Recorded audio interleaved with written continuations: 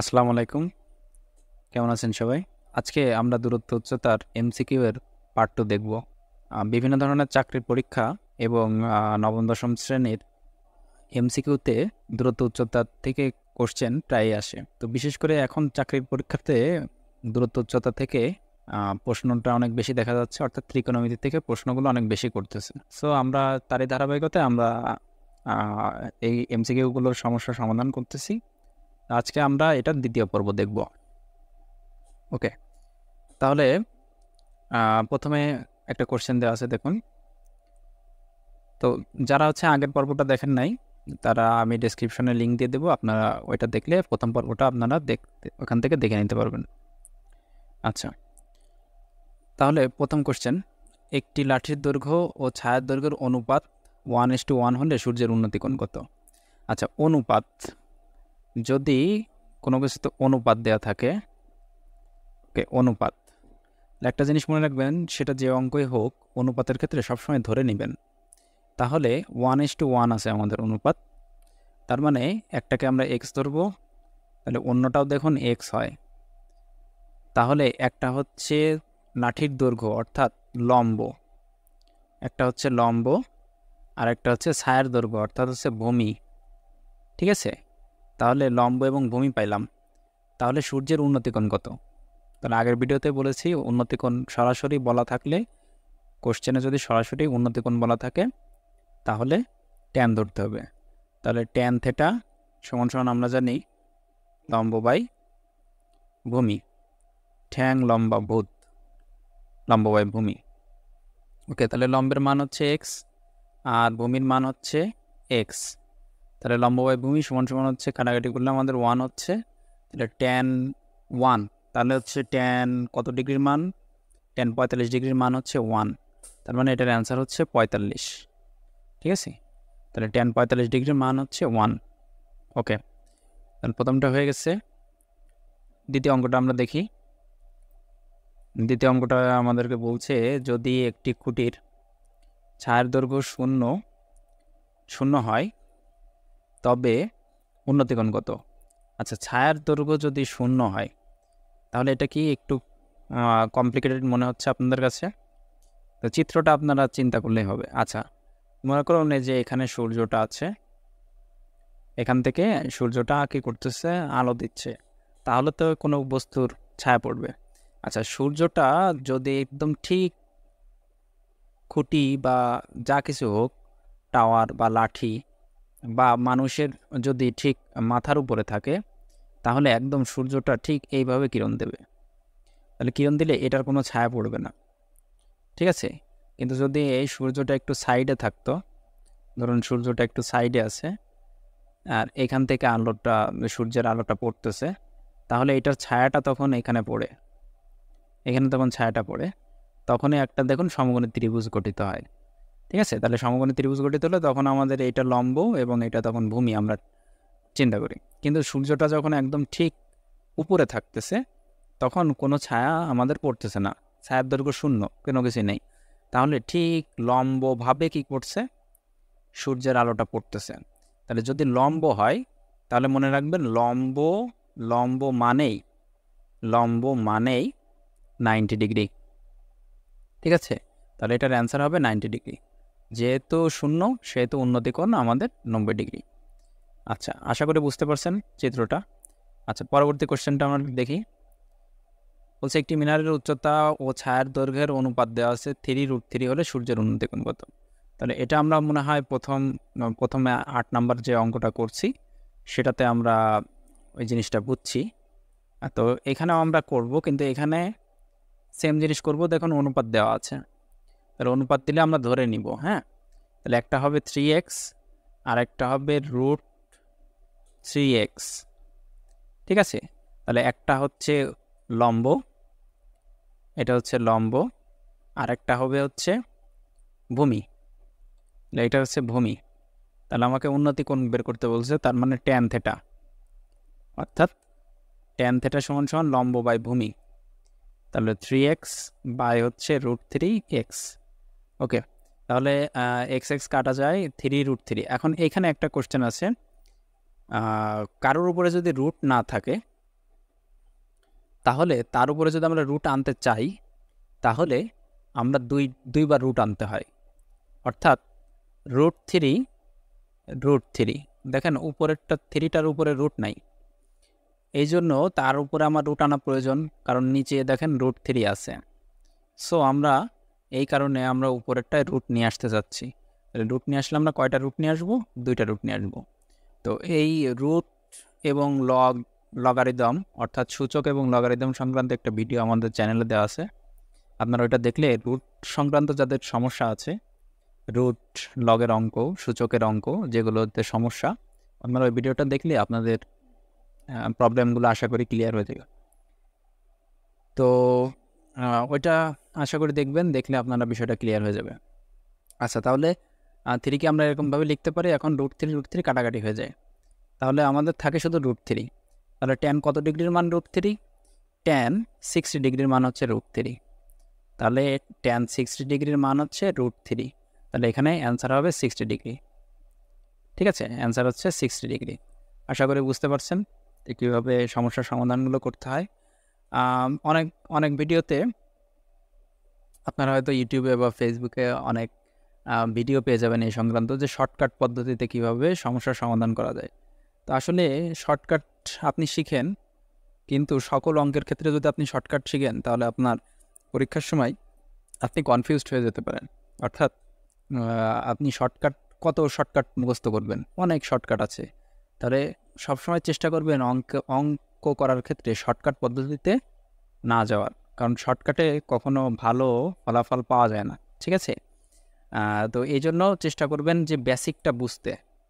বেসিকটা যদি বুঝেন তাহলে অঙ্ক সমাধান করতে আপনার সহজ হবে। ঠিক আছে, আর শর্টকাটে গেলে মুখস্থবিদ্যা বেশি চলে আসবে, আর মুখস্থবিদ্যা আসা মানেই সেটা বেশি দিন টিকে না। ঠিক আছে, আচ্ছা, একটি খুঁটির দৈর্ঘ্য 20 মিটার, 11 নম্বর কোশ্চেনটা দেখছি আমরা। একটি খুঁটির দৈর্ঘ্য 20 মিটার এবং ছায়ার দৈর্ঘ্য কত মিটার হলে উন্নতি কোণ 45 ডিগ্রি হবে? তাহলে এখানে উন্নতি কোণ 45 ডিগ্রি, এখানে সরাসরি 45 ডিগ্রি দেওয়া আছে, তাহলে আপনাকে ছায়ার দৈর্ঘ্যটা বের করতে হবে। ওকে, তাহলে আমরা খুঁটির দৈর্ঘ্য, আমরা যদি চিত্রটা একটু চিন্তা করি, যখন আপনারা অঙ্ক করবেন তখন অবশ্যই চিত্র একটা আঁকাই নেবেন। এমসিকিউ সমাধান করার ক্ষেত্রে আপনার প্রশ্নে বা কোনো জায়গায় আপনি একটা চিত্রটা আঁকাবেন, তাহলে চিত্রটা আঁকালে আপনি আইডিয়া করে ফেলতে পারবেন যে আপনাকে কি মানটা বের করতে হবে। ঠিক আছে, চিত্রটা মাস্ট দ্রুত করার জন্য। ওকে, তাহলে খুঁটির দৈর্ঘ্য হচ্ছে 20 মিটার, তাহলে এইটা হচ্ছে লম্ব, এটা হচ্ছে 20 মিটার, আর ছায়ার দৈর্ঘ্যটা আমাদেরকে বের করতে হবে, তার মানে ভূমির মানটা বের করতে হবে। এটাকে আমরা এক্স ধরে নিলাম, আর উন্নতি কোণ 45 ডিগ্রি। তাহলে যেহেতু কোণ সরাসরি বলে দেওয়া আছে, তাহলে আমরা tan 45 ডিগ্রি নিব। tan 45 সমান হচ্ছে লম্ব বাই ভূমি, তাহলে লম্বের মান হচ্ছে 20 আর ভূমির মান হচ্ছে এক্স। তাহলে tan 45 ডিগ্রির মান হচ্ছে 1, তাহলে 1 সমান আমরা পাচ্ছি 20/x। যদি আমরা আর গুণ করি, ক্রস গুণ, তাহলে এক্স 1-এর সাথে গুণ হবে, তাহলে এক্স সমান হচ্ছে 20। এটার অ্যান্সার হচ্ছে 20। তাহলে আশা করে বুঝতে পারছেন। আচ্ছা, পরের অঙ্কটা দেখি আমরা। একটি মিনারের পাদদেশ থেকে 15 মিটার দূরে ভূতলের কোনো বিন্দুতে মিনারের চূড়ার উন্নতি কোণ 60 ডিগ্রি হলে মিনারের উচ্চতা কত? এখানে মিনারের উচ্চতাটা বের করতে হবে। তাহলে এই অঙ্কটা আপনারা করবেন, করে কমেন্টসে জানাইতে পারেন যে আপনাদের কত অ্যান্সার আসছে। ঠিক আছে, এটা হচ্ছে 11 নম্বর অঙ্কের মতোই সেম। আচ্ছা, এবার বলছে একটি মিনারের উচ্চতা 60 মিটার এবং ছায়ার দৈর্ঘ্য 60 মিটার হলে অবনতি কোণ কত? আচ্ছা, অবনতি কোণ এটাও আপনারা করবেন। তাহলে আগের ভিডিওতেও বলেছি, এখনও বলছি, যে সরাসরি যদি আপনাদের অবনতি কোণ বলা থাকে, সরাসরি উন্নতি কোণ বলা থাকলে, সরাসরি যদি প্রশ্নে উন্নতি কোণ বলা থাকে, তাহলে আমরা হচ্ছে ট্যান ব্যবহার করব। ঠিক আছে, আমরা কি ব্যবহার করব? ট্যান। আর যদি সরাসরি অবনতি কোণ বলা থাকে, তাহলে আমরা কি করব? সাইন ব্যবহার করব। ঠিক আছে, আমরা সাইন ব্যবহার করব। আশা করি বুঝতে পারছেন যে এটার এই কনসেপ্টটা যদি আপনি একটু মাথায় রাখেন, তাহলে আপনি এই এমসিকিউগুলো খুব দ্রুত সমাধান করতে পারবেন। আচ্ছা, সর্বশেষ যেটা আছে, এই অঙ্কটা একটি স্পেশাল, তো এই জন্য আমরা এটাকে একটু বড়, এখানে আসলে অ্যাকচুয়ালি 2টা কোশ্চেন আছে। তো যারা এসএসসির পরীক্ষার্থী অর্থাৎ নবম দশম শ্রেণীতে যারা আছে তাদের জন্য যেহেতু সৃজনশীল প্রশ্ন আসে, এমসিকিউ আসে, তো সেখানে এই ধরনের প্রশ্ন অনেক বেশি আসে। তো এই ধরনের প্রশ্নটা গুরুত্বপূর্ণ, এই জন্য এখানে আমরা 14 নম্বরে একটা সেই ধরনের প্রশ্নটা রেখেছি। তাহলে দেখেন যে কোশ্চেনটা হচ্ছে, একটা চিত্র দেওয়া আছে, প্রথম খুঁটি একটা চিত্র আর দ্বিতীয় খুঁটি আর একটা চিত্র দেওয়া আছে। তাহলে দুইটা চিত্র দেওয়া আছে। তো প্রথম খুঁটিতে একটা যে চিত্রটা আমাদের দেওয়া আছে সেটা দেখেন উচ্চতাটা ওখানে দেওয়া আছে 10 মিটার, ঠিক আছে। আর দ্বিতীয় খুঁটিটার উচ্চতাও কিন্তু আমাদের 10 মিটার। তো আমরা প্রথম খুঁটিটা আর দেখব, আর দ্বিতীয় খুঁটির দূরত্ব বলছে প্রথম খুঁটির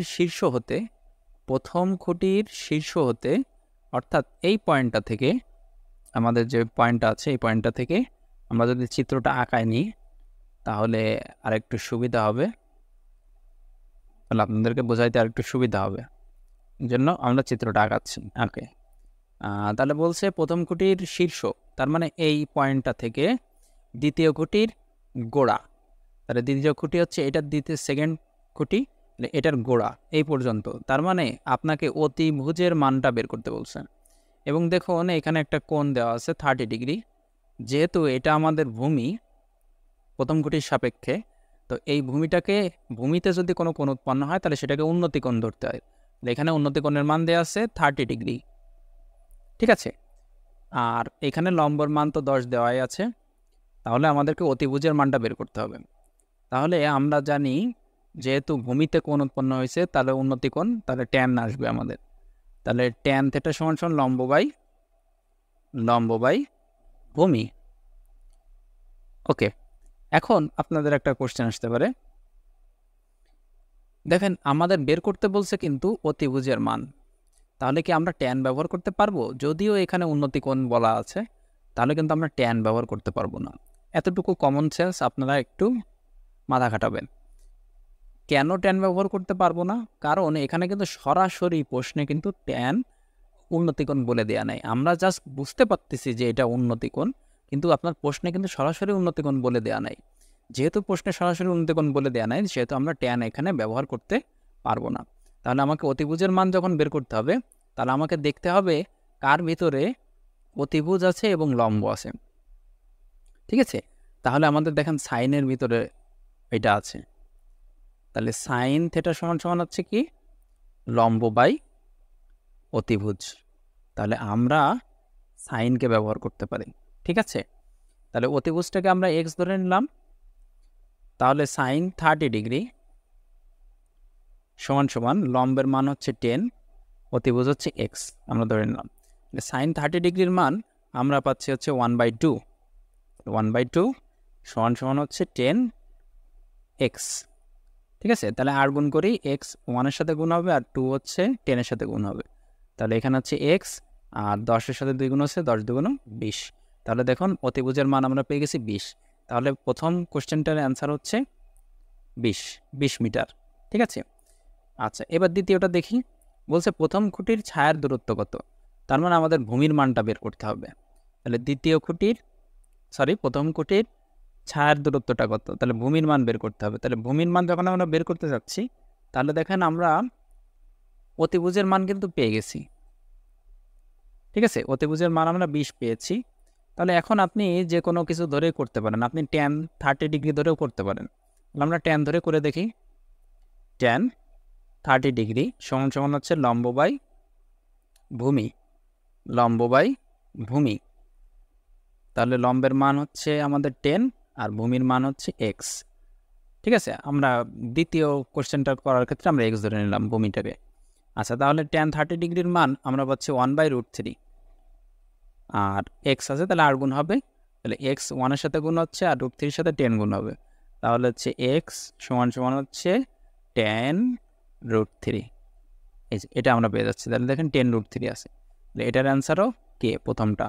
আশা করি বুঝতে পারছেন। অনেক সময় কোশ্চেন দেখে আপনারা হয়তো কনফিউজড হয়ে যেতে পারেন, চিন্তা করতে পারেন যে আরে এটা তো অনেক কঠিন, এ ধরনের প্রশ্ন তো দেখিনি। আসলে কনসেপ্টটা আপনি যদি ক্লিয়ার থাকেন, শর্টকাট বাদ দিয়ে আপনি যদি কনসেপ্টটা যদি ক্লিয়ার থাকেন, মূল নিয়মটা যদি আপনি জানেন, তাহলে আপনি যে কোনো ধরনের প্রশ্ন একটু চিন্তা ভাবনা করলে আপনি সমাধান করতে পারবেন। তো ভিডিওটা যদি ভালো লাগে তাহলে ভিডিওটিতে একটি লাইক করবেন এবং অন্যদের সাথে অবশ্যই শেয়ার করবেন। তো ভালো থাকবেন সবাই, কথা হবে পরবর্তী অন্য কোনো ভিডিওতে।